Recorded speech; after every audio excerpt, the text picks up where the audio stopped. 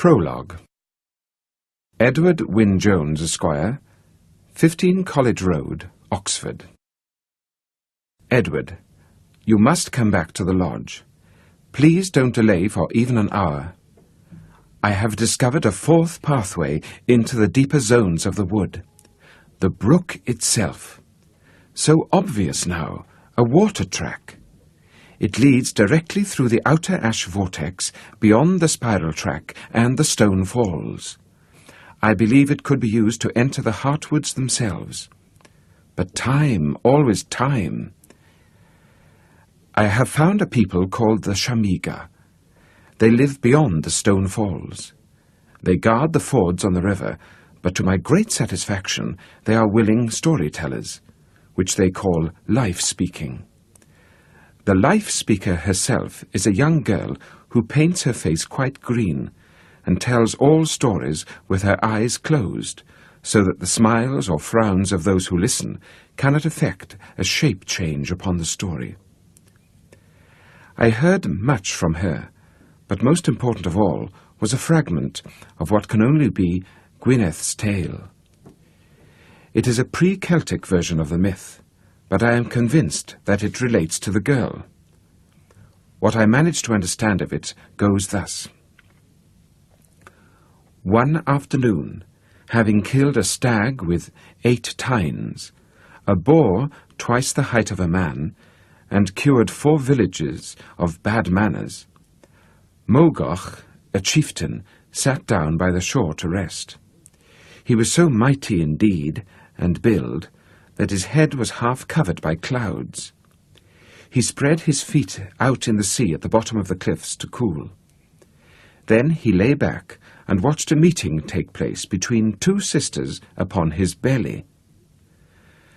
The sisters were twins, equally beautiful, equally sweet of tongue, and skilled with a harp. One sister, however, had married the warlord of a great tribe, and had then found herself to be barren. Her complexion had become as sour as milk left too long in the sun. The other sister had married an exiled warrior, whose name was Perigue. Perigue held his camp in the deep gorges and deadwoods of the far forest, but came to his lover as a night bird. Now she had produced his child, which was a girl, but because of the exile of Perigue, her sour-faced sister and an army had come to claim the infant. A great argument occurred, and there were several clashes of arms.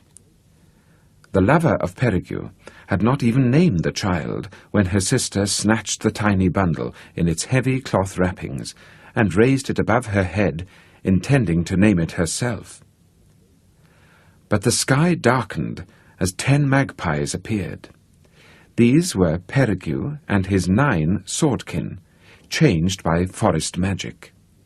Perigue swooped and caught his child in his claws, and flew upwards, but a marksman used slingshot to bring him down. The child fell, but the other birds caught her and carried her away. Thus she was named Herfantha, which means the girl raised by magpies.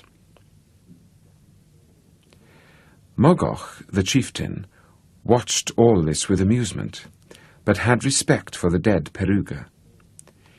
He picked up the tiny bird and shook the human form back into it. But he was afraid that he would crush whole villages if he prodded out a grave in the country with his finger. So Mogoch popped the dead exile into his mouth and twisted out a tooth to stand as a monument. In this way, Perigue was buried beneath a tall white stone in a valley which breathes. There can be no doubt that this is an early form of Gwyneth's tale, and I think you can see why I am so excited. The last time the girl was here, I was able to question her about her sadness. She was lost, she told me. She could not find the valley which breathed and the bright stone of her dead father. It is the same. I know it. I feel it. We must summon her again. We must go beyond the stone falls again. I need your help. Who knows where and when this war will end? My eldest son will be called up soon, and Stephen soon after. I shall have more freedom to explore the wood and deal with the girl. Edward, you must come. With kind regards, George Huxley, December 41.